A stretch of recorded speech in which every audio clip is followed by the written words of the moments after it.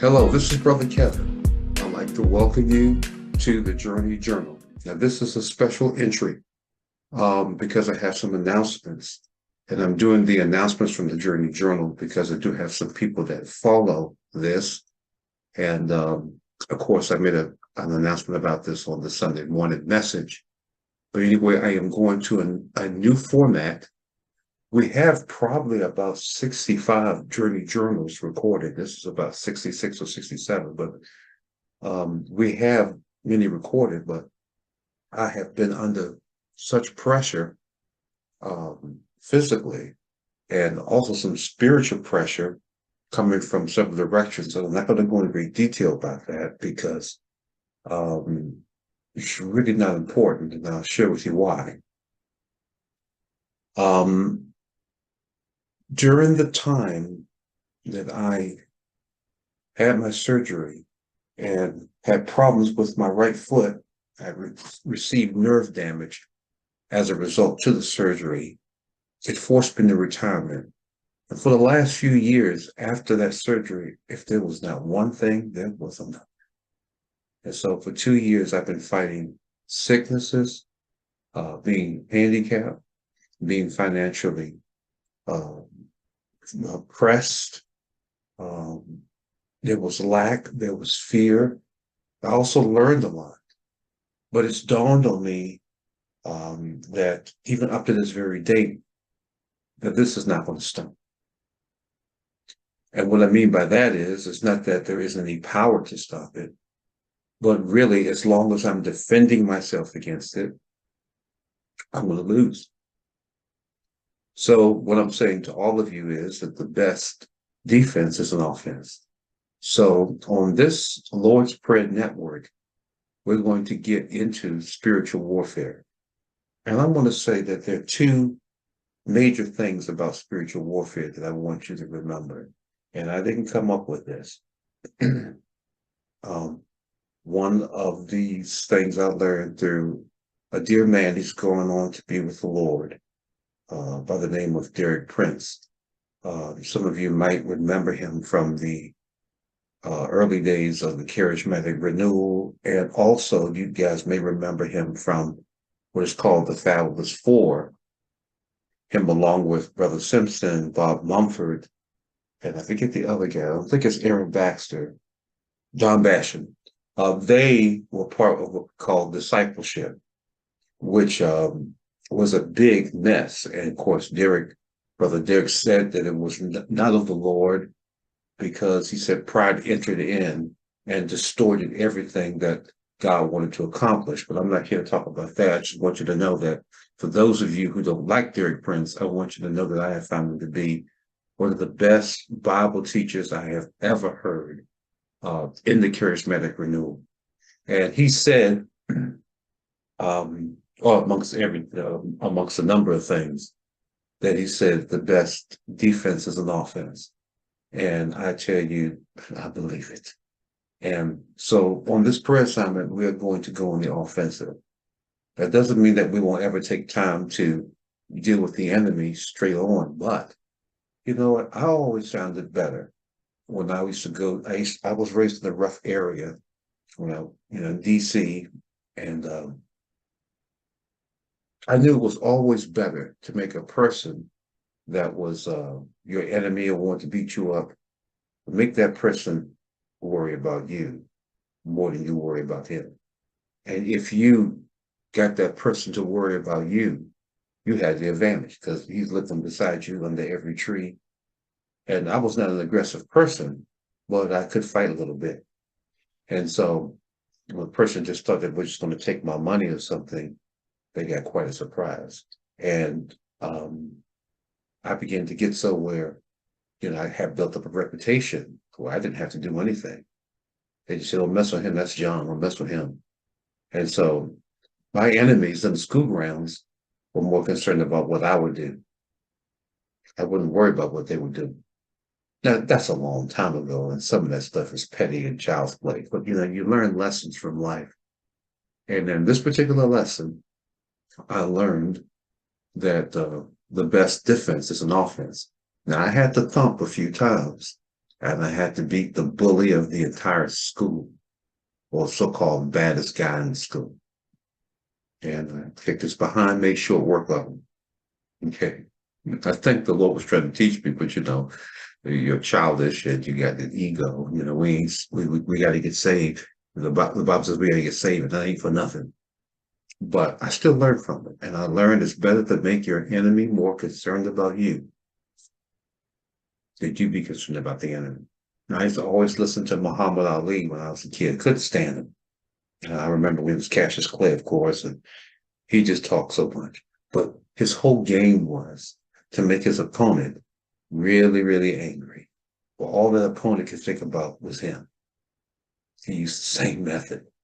He used kind of jacked up ways of doing it because he hurt poor Joe Frazier's. He broke Joe Frazier's heart. I won't get into that, but it's the same principle. You make your opponent worry about you. So I know I've been a little lengthy there, but I wanted to make sure that I shared that with you because this prayer assignment we are beginning on Tuesday. Now, I sent out a version of the same video already a couple of times. One is a stream and one is on the LPN site. Has some mistakes in it, not perfect, and this one isn't either, but we will begin the assignment officially on Tuesday, and we will continue there. And so a lot what you will see will now be prayers on the offensive. Now, the other thing that I want to share that makes spiritual warfare work, I learned from another controversial person, of which some of her teachings and some of her ways I don't agree with, but I did learn this from her. She says one of the number one ways is to have victory in spiritual warfare is to walk in love. And when I heard it, of course, she said that about 25 years ago. And speaking of Joyce Meyer, and I know that's a controversial figure for many, but I just want to say when I heard that 25 years ago, I couldn't believe it. Walking in love is spiritual warfare. Yeah, because that's what Jesus did. Whether Jesus was rebuking, or whether Jesus was saving or healing or casting out devils or encouraging, his motivation was love. That's what made him unstoppable. And so if you will get into this assignment with me, I ask that you will go on the offensive in love. In love, not for the devil, of course, but in love for the opposition that you might receive from people if you go to do this. Now, the enemy doesn't want us to do this. And I'm doing this, yes, for my life because I've been going through a life of sure, that's part of it. But it's also for things that I have allowed to slip because of the trials. I have not done a Love for Muslims prayer vigil 2 years. I've stopped praying for Israel on a regular basis. And I haven't even prayed for my own nation, the United States. So guess what? On those prayer assignments, this is going to be the order. 1, we're going to pray for Israel and the Jewish people. 2, we're going to pray for this nation, the United States. 3, we're going to pray for the Muslim nations, which is the majority of the nations in the 1040 window, of which Sultan and I, by the grace of God, have a part and stock in. I'm referring to our ministry in Bangladesh. So this is definitely an offensive prayer assignment. And I really want you to write me, but even more than writing me, just to communicate, I want you to send your prayers. And if they're prayers, I can just send them out or make them part of, of our broadcast. And particularly if it's the scriptures. One of the things about spiritual warfare to be effective, we talked about going to the offense and we talked about walking in love no matter what. But the other thing is the promises. You have to understand, be in the word, use the word. You overcome Satan by the blood of the Lamb and the word of your testimony. And your testimony is what Jesus, by his word, has done in you, his resurrection and his life. So that will become a major part of your spiritual warfare. There is a place for speaking in tongues, particularly unknown tongues, if you have that gift for prayer. And I suggest that you use it if you have that gift. But if you don't, you have the primary spiritual warfare weapon for all saints, which is the word of God. And so that's what you're going to see a lot. You're going to see a lot of scriptures in these broadcasts. And it's going to be a lot of repetition. And there's a reason for that too. I want to make sure that these scriptures are spoken and are confessed and are prayed several times until it just becomes a part of our life. And my goal is for us to confess the word and to believe the word and to break the power of the enemy by the word. Jesus said to Satan in the temptation of the wilderness 3 times, "It is written, it is written, it is written." And that is the primary warfare. If it was good enough for Jesus, it should be good enough for us. So anyway, that's what we're going to be doing.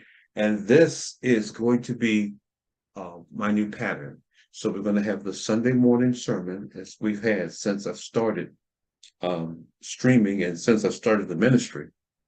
But we're also going to have, after the Sunday sermon on the Monday, we're going to have one journey journal per week.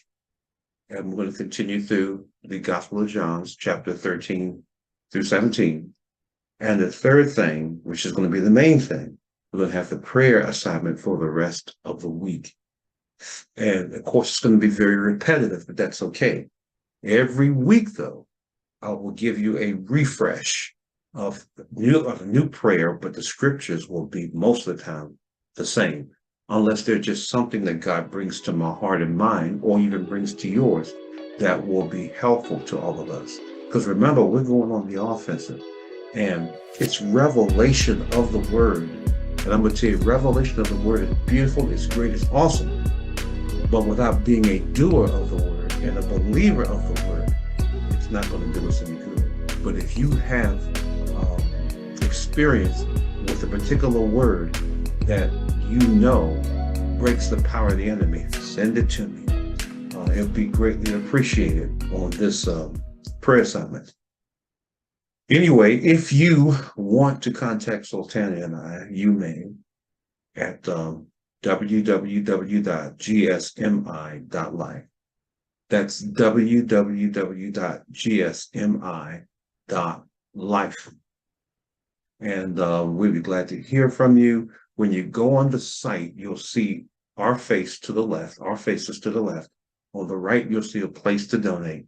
And underneath those first paragraphs, you'll see our video for Aura, because we're raising support for that. And my wife has a GoFundMe account, so you can check that out as well. But we want you now to come and join us. I am going to focus more on LPN because it's going to be where I'm going to do most of my work. I'm going back to basics. And if I'm going to be attacked, then bring it on. You know why I say that? It's because the best defense is an offense. And so that's what we're going to do. I want you to know that I've never received these poor results before in my life. It's never been this bad for this ministry. And I've put so much into it. But I realized that I was going to get into problems with management issues with YouTube, running into problems with my audience, getting the videos out, running into problems with my health, running into challenges with my finances and challenges with my relationship with church. Everywhere around me was just pressure. And I realized that I wasn't back to my roots. And that's why LPM was created. Preaching is great. It has its place. But I don't think anything tops praying the word. I do not believe it. I just do not believe it. In my life experience, it's praying the word. Well, God bless you. Remember, www.gsmi.life. Please check us out. And God bless you. And I just want to give you the repeat. We're going to have basically just a three video schedule. The Sunday morning sermon, which I start about 9:30, and it will go throughout the entire Sunday. Monday is going to be the Journey Journal. Okay. And the Journey Journals will be a little longer because I won't be doing as many. And then on Tuesday and the rest of the week, it's going to be all prayer from the LPN site. Now, of course, it's going to go across all of our channels, but I'm going to be uploading more prayer material than I have, in the past. So anyway, just want to let you know that. God bless you. And I'll see you again. I'll see you Tuesday. I'm sorry. I'll see you Sunday for the Sunday sermon. Then I'll see you Monday on the Journey Journal on Monday. And then we'll get into our prayer assignment on Tuesday through Friday. God bless you. And I will see you soon. Bye-bye.